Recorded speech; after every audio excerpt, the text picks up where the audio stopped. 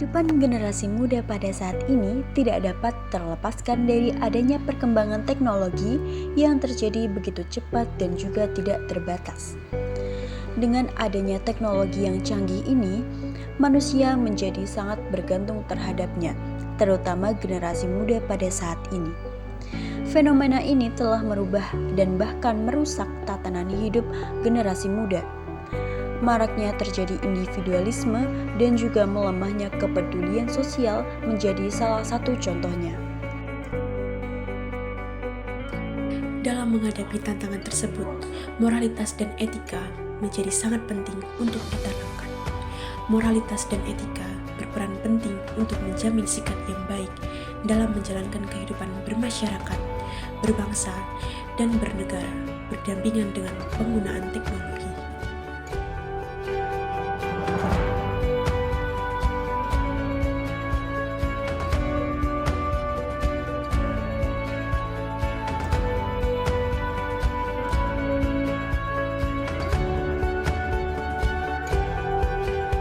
Sebagai salah satu contohnya, etika dan moral berperan penting dalam pencegahan penyebaran informasi palsu yang dapat merugikan salah satu pihak.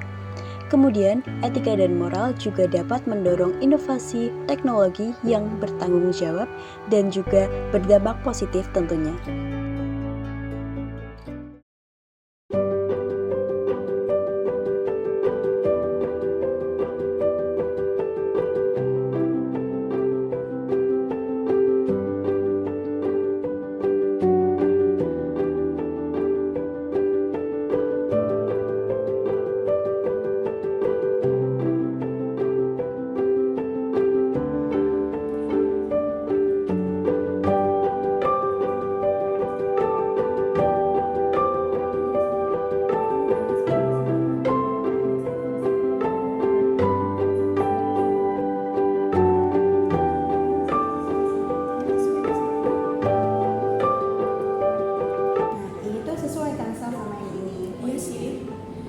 Sini aja kita. Boleh? Kamu gimana? Loh, Fah, kamu kok pegang HP sih? Kita kan lagi diskusi loh. Iya loh. Ini ada urusan penting sama. Urusan apa? Ini juga lebih penting loh. Iya loh, ini tugas kita bersama. Kamu gak boleh gitu. Ini juga lebih penting buat aku. Ini kan tugas kelompok loh. Kamu harus ikut berpartisipasi. Iya loh, bukannya main HP terus. Tapi kan ini juga lebih penting. Loh, ini juga penting Iya, loh. ini tugas sama. Tugas Gitu kelompok. doang. Loh, sih?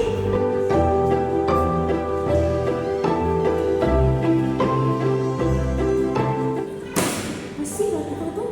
Iya loh, padahal kan ini tugas kelompok. Kayak itu penting. Iya, dia tuh selalu kayak gitu loh, sok sibuk sendiri. Padahal kita juga punya urusan sendiri.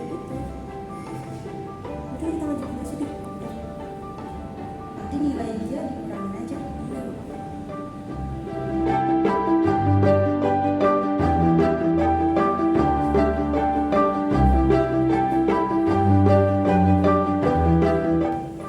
Ih, ngapain sih ada tugas kelompok? Mendingan ngerjain sendiri aja di rumah.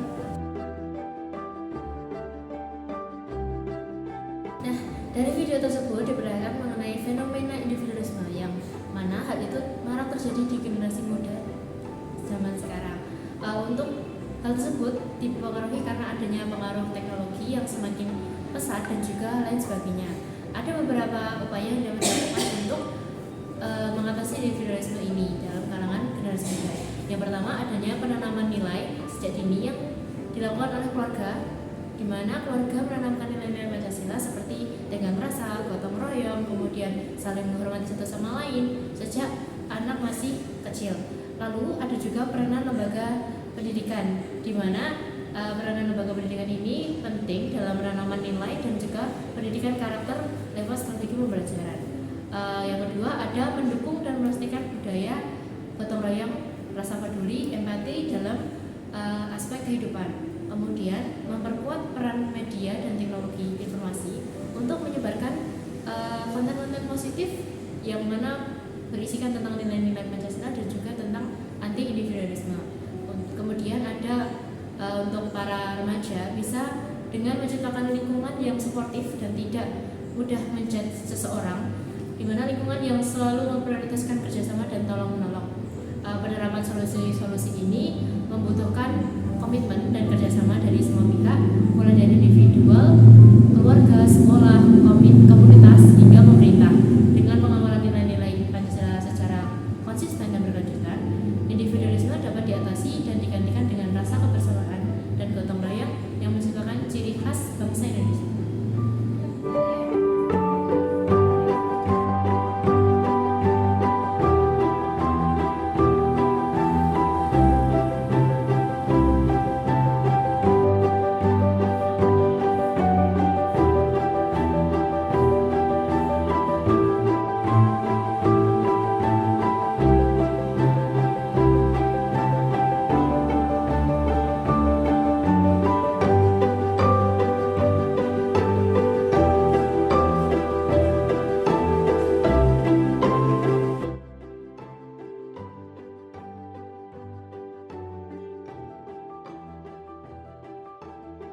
Sih harusnya itu Latifah tuh bantuin kita.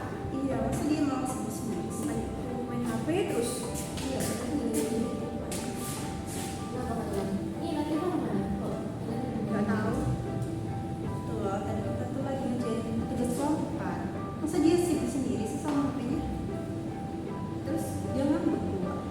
Marah-marah juga.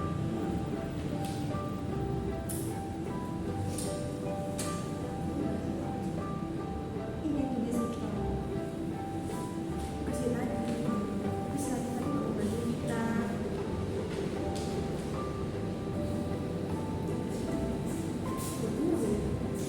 Coba tanya. Makasih kalian. Siapa sih? Dari mana kamu orang kita lagi ngerjain kelompok malah? Cuma dari toilet doang kok. Jadi kan kita udah bilang kalau kerja kelompok itu jangan sibuk sendiri. Ya udah, kalian jangan ribut dong. Itu kan kalian ada kelompoknya tuh saling ingetin, nggak saling kita kayak gini. Nanti kalau kalian ribut kan tugasnya nggak akan selesai. Ya, tapi kan dia dibilangin malah pergi. Malah Iya. marah ya. Iya sih, tapi kan kalian itu semuanya salah dulu lah. Kalau kan nantinya lebih fokus ke tugas kelompok dulu, kan nanti kepentingan kamu terus nanti dulu seperti ini. Kalian juga itu harusnya nggak boleh kayak terjadi kayak gitu, karena juga ngasih tahu baik-baik supaya ini kan tugasnya biar cepat selesai gitu loh.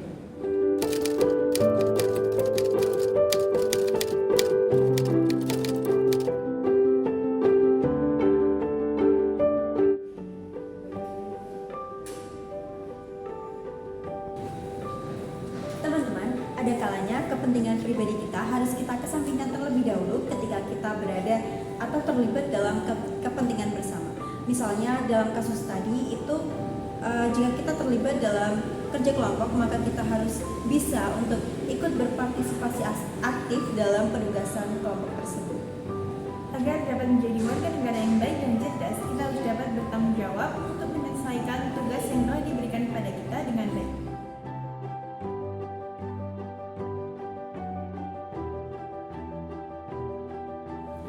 Baik dalam kehidupan sehari-hari, penting bagi kita untuk saling menghargai perbedaan dan keragaman yang ada di antara kita. Sikap kebersamaan dan persatuan dapat diwujudkan melalui tindakan sederhana seperti bekerjasama dalam lingkungan masyarakat. Dengan menanamkan nilai-nilai ini, kita dapat menciptakan lingkungan yang harmonis dan damai, di mana setiap individu merasa dihargai dan dihormati. Selain itu, kita juga harus mengutamakan sikap saling tolong-menolong untuk mencapai tujuan bersama. Sikap tolong-menolong merupakan salah satu nilai luhur yang terkandung dalam Pancasila. Ketika kita saling membantu dan bekerja sama, kita dapat menyelesaikan berbagai permasalahan dengan lebih efektif dan efisien. Sebagai contoh, dalam kegiatan kerja kelompok atau membantu sesama yang membutuhkan, peran serta semua pihak sangat diperlukan. Dengan demikian, kita dapat mencapai kemajuan bersama dan meningkatkan kerjasama antar sesama. Mari kita bersama-sama menerapkan nilai-nilai Pancasila dalam kehidupan sehari-hari untuk mewujudkan Indonesia yang lebih baik, harmonis, dan sejahtera. Bersatu kita teguh, bercerai kita runtuh. Semoga semangat Pancasila terus menyertai kita